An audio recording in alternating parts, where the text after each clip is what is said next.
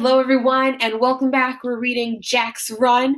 We're starting on page 78 now. Where we left off, they just dropped off Hannah, which is Christine's roommate, at the airport because out of the blue, she hasn't been getting any casting calls, hasn't gotten anything, and all of a sudden her agent calls that she's going to be flown out to Canada right away, immediately. She's going to be at a Pepsi halftime show. Oh my gosh, this is an awesome opportunity. Like, what the heck? Now, Christine and Mac aren't thinking anything of it. They're like, wow, this is really awesome for Hannah. Reminder, they really haven't talked to their mom and dad recently, and they have not talked to the marshals, U.S. Marshals. They've kind of been laying low, and they've not wanted, because Mac didn't want to tell Christine's secret on her. And, Christine is all wrapped up, and she's kind of finally just realized, like, oh, maybe this was a problem. And they're like, well, we'll go home, we'll get everything settled, we'll tell mom and dad, everything will be okay. And right now they're sitting in the driveway. They just got home. They're going to call mom and dad when they go in. I don't know. I'm a little bit concerned right now. So let's see what happens today. We're starting on page 78. So we left off where she says, I think you could go all the way, Max said, and he meant it. We're not cut out for the witness security thing. We keep screwing up. If you win, you can hire personal bodyguards for all of us. It's a deal, she said, and then let out a long sigh. I guess we should go in and call so I can call mom and dad. The first thing Mac was going to do when he got inside was hit the kitchen and eat. He hadn't had anything since the bowl of cereal, and he was starving. 78. A man grabbed Mac as soon as they stepped through the door. The man gave a headbutt in the nose and drove him back into the wall. Run, Christine! But it was too late, and there were too many of them. Another man ran up and slugged Mac in the stomach. He doubled over, gasping for breath. His arms were jerked behind him, and his wrists were cinched tight with plastic manacles. The man Mac smashed in the nose stood above him, blood all over his shirt, his fists clenched like two stones. Mac thought he was going to kill him right there, but another man with a crew cut walked up and pushed him away. I'll give him to you later if he causes any more problems, Crewcut said. He looked at Mac. Tough guy, huh? Mac was still struggling to breathe. He didn't feel very tough. His forehead hurt from butting the guy, and he thought he was going to puke. Crewcut hauled him to his feet and half carried, half dragged him to the sofa where his sister was sitting, crying. Took Mac a couple of minutes, doubled over to get his breath back. When he looked up, he saw 4 men. 2 of them were holding pistols. Who are you? He asked. Delivery men, Crewcut answered. He was obviously the ringleader. When Alonzo had come into their house a year ago, he and his men were wearing ski masks so they couldn't be identified. These men hadn't bothered to disguise themselves at all. Mac was more worried about that than he was about the guns. What are you delivering? He asked. The Green Children, the leader said, formerly known as Jack and Joanne Osborne. The man's cell phone rang. He took it out of his pocket and flipped it open. We have them. Did the roommate get on the plane? Good. Hannah has nothing to do with this, Joanne said. Joanne's right, Jack added. There was no point in hiding who they really were now.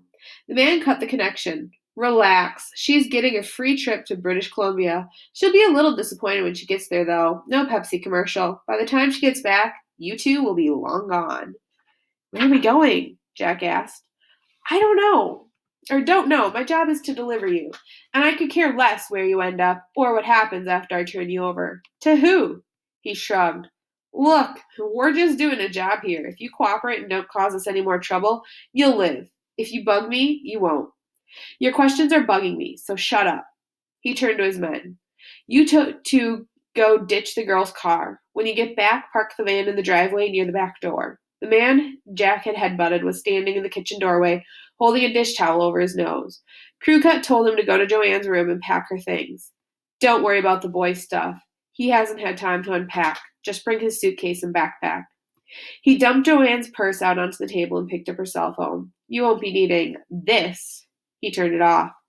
My parents are going to call, Joanne said. If I don't answer, they'll be worried. Crewcut smiled. I suspect that's exactly what we want them to do. He looked at Jack. All right, sport, stand up. I'm going to pat you down. All he found was Jack's wallet, which he put on the table. He searched Joanne next. She had some loose bills in her pocket, a pack of gum, and a tube of lipstick. He scooped her things into a plastic bag. The other man came back out carrying their suitcases. Okay, Crew Cut said. Just a couple more things to take care of here, and then we'll be on our ways.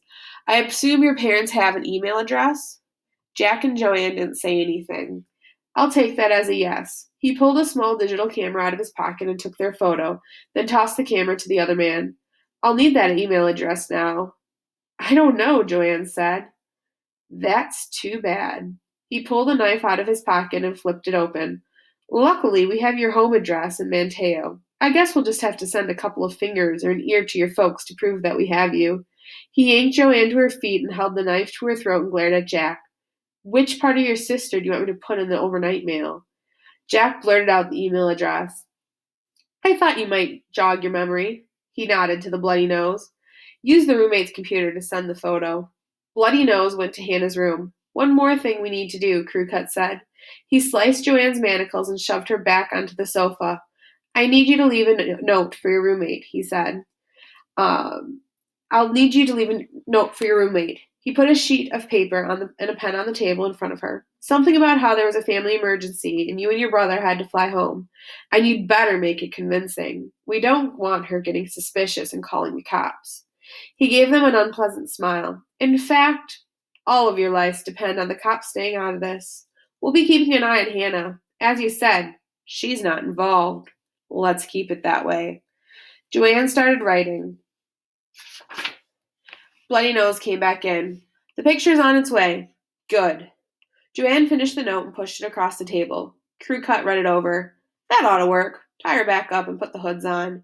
Bloody Nose tied her wrists and slipped on a black cloth over her head. Jack was next. Everything went black. Alonzo spent the entire day in his cell monitoring his email. It was a complicated plan put together hastily, with many people involved. A lot could go wrong. His brother Raphael was overseeing everything, but El Sereno and Zeta Vega, two of his most trusted lieutenants, were coordinating the operation in the U.S. Typical of Raphael was when he heard that they knew where the Osborns were, he wanted to fly to L.A. and take the children himself. It took several emails, but Alonzo finally convinced him to stay where he was, arguing that they could not afford that kind of a risk.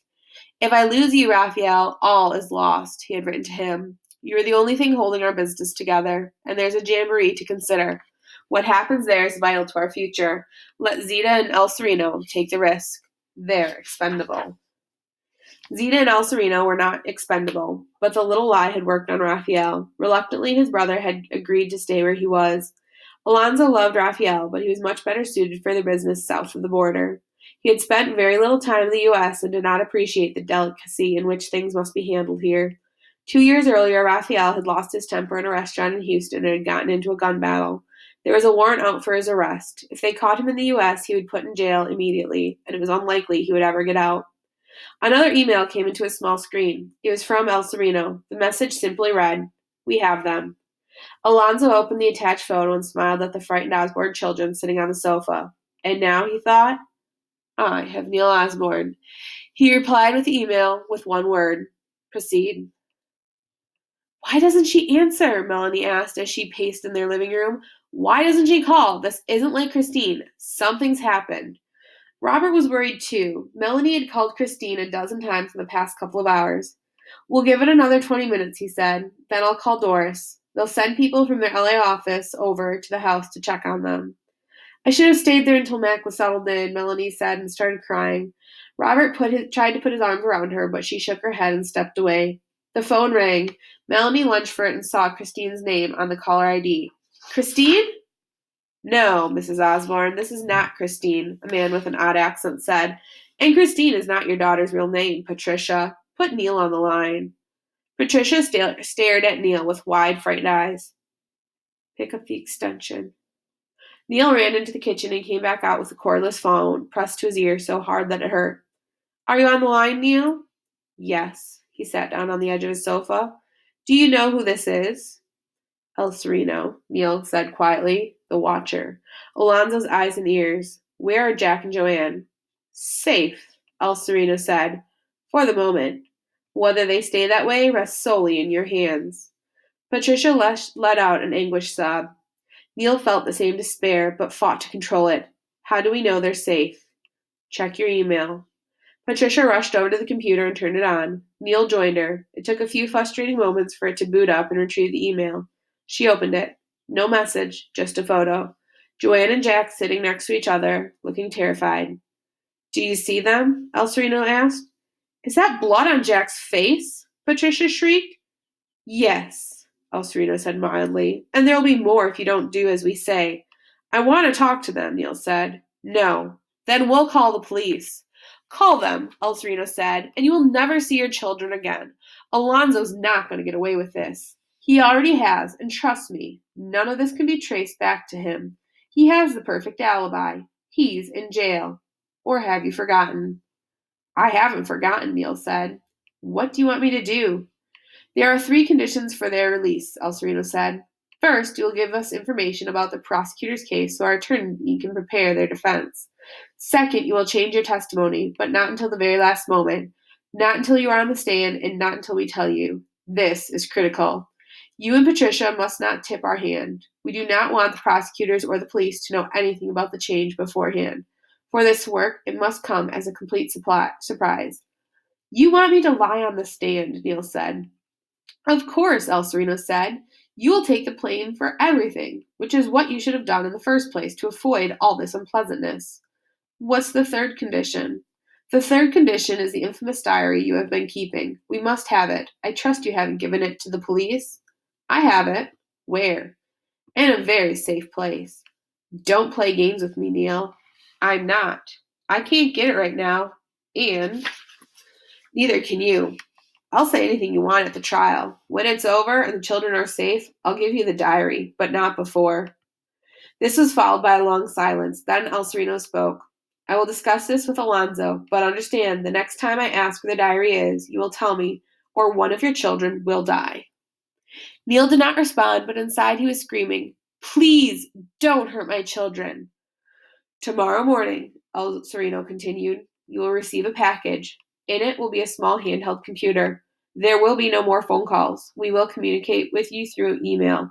You will need to take the computer with you when you and Patricia are sequestered for the trial. The computer is wireless and completely secure. When you open an email, you will have exactly 10 minutes before the message, any attachment, and the reply address are permanently destroyed. Are you looking at a photo of your children? Yes. In the lower right-hand corner is a stamp with a date and time. To keep you motivated, we will send you a new photo once or twice a day. Watch. The digital image of Joanne and Jack disappeared from their screen. If you betray us again, Neil, you will not like the next photo we send. Do we have an agreement?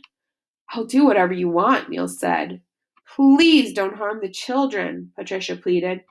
They had nothing to do with this. I hope that won't be necessary, El Sereno said. Do you have any other questions? How did you find us? Patricia asked. You mean you don't know? El Sereno gave a dry, humorless laugh. Your daughter was on national television this morning. She was auditioning for that American Superstar show that is so popular here.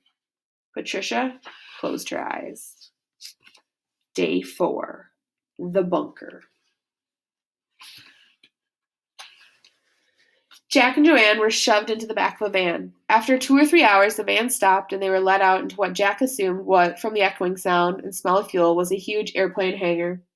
Jack heard Crew Cut ask about his money. There was a zipping noise like a duffel bag being opened, then closed. Crew Cut said it was nice doing business with them, then the van started and drove away. Something slapped Jack on the head and said, No talking, which he thought was unfair because he hadn't said a word. Next, he was led up a set of steep stairs, prodded down an aisle, pushed into a seat, and belted in. At first, he thought he and Joanne had been separated, but as the engine started, she called out for him. She was somewhere behind him. Jack shouted back that he was there, which earned him another slap on the head. Knowing she was close by was worth it. He guessed that Joanne got a slap too because she didn't say anything after that. The jet took off. Jack was tired, mad, and hungry. His seatbelt was too tight and his hands were numb, but mostly he was scared. Every once in a while he could hear Joanne whimper. To prevent himself from becoming totally unhinged, he concentrated on putting their situations into some kind of perspective. Except for the punch to the stomach and the 2 slaps to the head, he and Joanne had not been hurt. This was good. The fact that the men had taken their photograph and sent it to their parents meant that they wanted something from them. No doubt something to do with Alonzo's trial. He didn't think his parents would tell the marshals they had been kidnapped, And even if they did, he didn't think the marshals would be able to find him. With a hood on, he couldn't tell for sure how long they'd been flying, but it was at least 5 or 6 hours, with one brief refueling stop. However long it had been, it was long enough to be out of the United States if they were flying south, long enough for Jack to really have to use the lavatory. "Hey!" he shouted. "I gotta pee!" It took about 5 seconds for the head slap. "You can hit me all you like," he said, "but that's not going to solve the problem. I'll go right here if that's what you want." He braced himself for another slap, but it didn't come. Instead, he felt the buckle unsnap, which was a huge relief by itself. He was yanked to his feet, turned, and marched down the aisle. His escort shoved him into a closet-side room and slammed the door behind him. Unfortunately, this didn't relieve the situation. "At the risk of getting hit in the head again," he yelled, "this is not going to work." The door opened. He heard a loud, translucent breathing. For a horrible moment, he thought it was Bloody Nose. "Sorry," Jack said in a more reasonable voice. "I can't see what I'm doing. If my hand's tied behind my back, I can't do what I need to do." More breathing, an exasperated grunt, then a click. His hands were freed. Next, the hood was snatched from his head along with a clump of his hair.